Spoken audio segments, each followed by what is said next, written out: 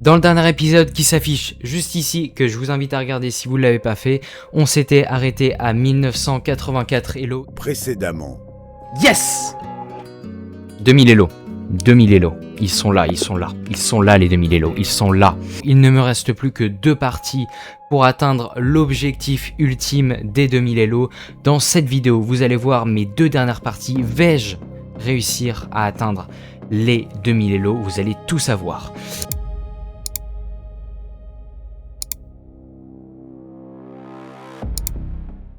Alors ces 2 parties que je vais vous montrer aujourd'hui, je vais pas vous le cacher, elles sont complètement chaotiques, honnêtement vraiment. Dans cette première partie contre ce joueur hongrois qui a duré seulement 14 coups, en 14 coups, est-ce que je me suis fait éclater ou est-ce que c'est moi qui l'ai éclaté? Vous allez très vite le savoir. Donc ça commence comment? Ça commence avec E4, E6, D4, D5, la défense française. Ici, il décide de prendre avec donc la variante d'échange. Ici, il joue cavalier F3, fou D6, C4, C6, tout ça, tout le monde connaît, bien évidemment. Donc ici, je joue C6 hein, pour garder une très bonne structure de pion. Il me joue ici cavalier C3 et là, je vais le surprendre. En tout cas, c'est ce que je vais essayer de faire parce que généralement, comme la flèche le montre, on joue cavalier F6 qui est le coup de développement logique. Mais là, j'ai une petite subtilité que je suis préparé et je me suis dit, pourquoi pas jouer cavalier E7.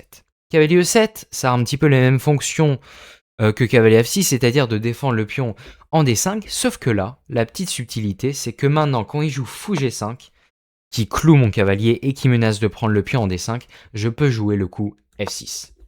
Je joue le coup F6, ça attaque son fou, et maintenant il y a plus clouage, et je suis très content, et en plus il est obligé de reperdre un temps avec son fou, il joue fou H4, moi je joue petit roc, je suis très content, il a déjà perdu un petit peu de temps à réfléchir à ses coups, et du coup je suis très content. Ici il décide de prendre, je reprends du cavalier, il reprend, et je reprends. Et là je me dis, ok, qu'est-ce qu'il va faire? Et là il joue Dame B3. Dame B3, ça me semble super fort. Sur le coup, je me dis, oh là là, la barre, elle doit être toute blanche. Je suis très très mal. Parce qu'ici, il attaque mon pion. En plus, il y a le roi derrière. Je me dis, aïe aïe, je suis pas très bien. Et en plus, pour couronner le tout, je peux pas jouer fou E3 parce que sinon, fou E6 parce que sinon, il prend le pion en B7. Donc je me dis, ok. Sauf que là, je me dis, attends. Je peux pas sacrifier le pion. Parce que en réalité, si jamais il prend, j'ai pas fou B4 échec qui gagne la dame, par hasard.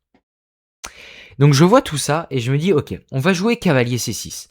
Ok, il prend sur échec, mais après sa dame, elle va être mal placée. Je sais pas si vous avez arrivé à voir un petit peu tout ça, de toute façon je vais jouer ses coups. Cavalier C6, il prend, la barre elle est toute noire, parce qu'en fait, certes c'est sur échec, mais regardez, son roi il est au centre, sa dame elle est mal placée, je menace par la suite fou B4. Donc je joue roi H8 qui est le seul coup, et là, qu'est-ce qu'il va jouer? Je m'attendais à fou C4, qui est un bon coup, le meilleur coup de la position. Roi D1 même, l'ordinateur propose. Donc pour vous dire que, certes, il a un pion de plus, mais sa position, elle est complètement éclatée, j'ai envie de vous dire. En plus, il y a tour 8 qui menace. Bref, il y a plein de choses qui vont pas dans sa position. Et là, après, je sais pas combien de temps de réflexion, après 12 secondes de réflexion, mon adversaire du haut de ses 1967 Elo joue fou E2. Mettez sur pause, de toute façon je l'avais dit il y a pas longtemps, mettez sur pause si vous voulez voir le coup. Fou B4 échec, roi F1, dame prend D5, et il abandonne. Première partie, j'ai envie de vous dire assez simple, hein. Si vous n'êtes pas 2000 Elo, bah qu'est-ce que vous attendez? Voilà, j'ai gagné une dame en une tactique, en quelques coups. Bref, je sais pas du tout si il a gaffé, misclick, je sais pas ce qu'il a fait. Bref, en tout cas, je suis très content. On passe tout de suite à la prochaine partie. Ok, cette partie, je vais pas vous le cacher, elle est assez folle. Bien sûr, vous voyez pas mon elo parce que, voilà, faut savoir est-ce que j'aurais atteint les 2000 elo ou pas. On sait pas.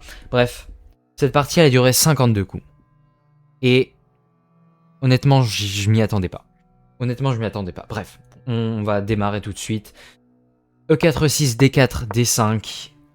E prend D5, E prend D5, C4, cavalier F6. Cette fois-ci, je change un petit peu, je joue pas C6 comme je l'avais fait. Je vais le jouer.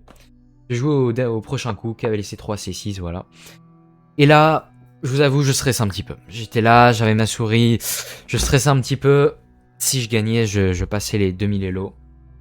Donc c'est vrai que ça fait bizarre. Alors, allez, je l'ai pas passé en direct parce qu'avec la caméra et tout, je voulais pas faire n'importe quoi. Donc désolé, vous l'avez pas en live, mais voilà. Donc il joue cavalier F3, je joue fou E7, tranquillement. Ok, c'est un joueur indien, ils sont toujours réputés pour être très forts. On va voir ici, donc fou D3, petit roc, non, H3. Il empêche les fou G5, c'est bien, fou G4 pardon, c'est bien joué. Et moi je me dis, ok, on va pas perdre trop de temps parce que dans toutes mes parties j'ai toujours moins de temps. Je décide de jouer à H6. H6 au moins je joue un petit peu les mêmes coups que mon adversaire. Et au moins voilà. Il joue petit roc. Je joue tour 8. Je mets ma tour sur une colonne ouverte. Comme je l'ai toujours appris. Et il joue C5. C5 c'est une position, c'est un coup critique j'ai envie de vous dire parce que ça ferme complètement la position. Et j'avais vu une vidéo récemment de Blitzstream. Quand dans ce genre de structure là, il faut complètement casser ce centre. En plus mon fou, vous l'avez vu, il est pas ouf. D'ailleurs cette structure, donc du coup je joue B6. B6 qui est le meilleur coup de la position. Et je lui dis ok, je vais complètement détruire ta chaîne de pions, ta forte chaîne de pions. Il joue ici B4 qui est le coup naturel, pardon. Qui est le coup naturel et au moins quand je reprends, il reprend et il a toujours cette forte chaîne de pions. Et là j'avais ok l'idée que Blitzstream avait dit qu'il fallait jouer E5, A5. Donc bon, je joue d'abord cavalier BD7, il joue fou F4 et là je joue A5. Là je joue A5 et je lui dis voilà, je détruis complètement ta chaîne de pions. Il joue ici B5, et B5 qui est le meilleur coup et j'avoue que là j'étais vraiment pas bien. J'étais pas bien parce que ces fous ils sont extrêmement forts, surtout ce fou là en F4 qui est extrêmement fort. Là il commence à tout pousser, et je me dis mince. Si je prends, il reprend et il menace la fourchette. Et là il y a tout qui va débarquer, il y a son fou qui va arriver, qui menace en plus d'enfermer madame. Bref, j'étais très mal. Et là je décide de faire le pire coup de la position qui est quand même B prend C5. Qui voilà donne un très gros avantage au blanc. Ici il joue B prend C6 et bah voilà, mon cavalier est attaqué, il a pas beaucoup de cases. Cavalier F8 qui est le coup suggéré par l'ordi, bien sûr c'est pas le coup que je vais jouer, je joue cavalier B6. Et là il joue cavalier B5 et ça fait extrêmement peur. Ça fait extrêmement peur parce qu'il y a le cavalier qui arrive, maintenant je vois qu'il y a le fou aussi qui arrive, je l'avais pas vu en partie mais il y a le fou qui arrive. Donc je me suis dit ok, menace la fourchette. On va décaler la tour. Et voilà, tranquille. Bon, bien sûr, il y a fou. Il y a fou C7 qui arrive. Et là, je suis dégoûté. Je me suis dit, bah voilà, les 2000 Elo vont pas arriver tout de suite. Va falloir attendre un petit peu. Mais je perds pas espoir. Je continue à me battre. Donc je joue ici dame 8, bien sûr il prend la pièce mais au moins je prends le pion et je me dis ah j'ai peut-être des compensations, son fou il a pas beaucoup de cases quand même, hein. Il est obligé de prendre ici, je reprends et je me dis ok il a peut-être tour là qui cloue mon fou et qui va prendre après le fou avec sa tour, mais il décide de prendre avec son pion tout de suite. Je me dis ok pas de problème, je vois un pion qui est gratuit, je le prends. On est à 2000 Elo, j'ai 1 minute de moins que mon adversaire, c'est la partie... Sûrement l'une des parties les plus importantes de ma vie, j'ai une pièce de moins, mais c'est pas grave, je perds pas espoir et je continue à me battre, on est au 19e coup, il joue tour C1, il attaque madame, je joue dame B6, il joue cavalier E5, il améliore ses pièces, je joue fou B7, je me dis non tu n'entreras pas avec ta tour, le problème c'est qu'il entre quand même avec sa tour, cette fois-ci non pas sur la 6ème rangée, mais sur la 7ème, il attaque un petit peu ce pion-là. Je me dis, je m'en fous, je joue tour à E8, j'attaque son cavalier, et je me dis, qu'est-ce que tu vas faire avec ton cavalier? Il joue cavalier D7, je prends, il reprend. Je joue fou A6, j'attaque son cavalier 2 fois. Le problème, c'est qu'ici, il joue tour D6, il attaque madame, suivi derrière de mon fou, donc je suis obligé de jouer dame B7. Je réfléchis un petit peu. Mon adversaire aussi. Bon, il réfléchit 12 secondes et il joue. Tour prend des 5. Bon là vous voyez pas le game review de chess.com mais c'est un coup brillant.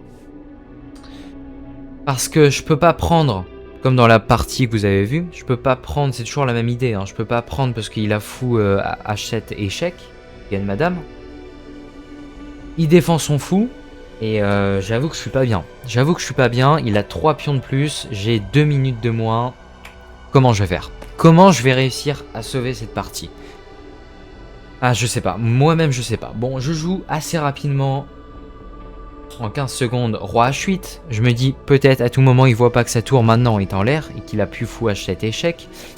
Mais le problème, c'est qu'il le voit très bien. Il joue tour H5. Et là, je me dis, ok.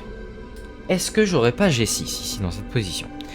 G6, ça peut sembler donner un pion sur échec. Mais je me dis, si je joue G6. Ouais. Mais attends, 17. Hein.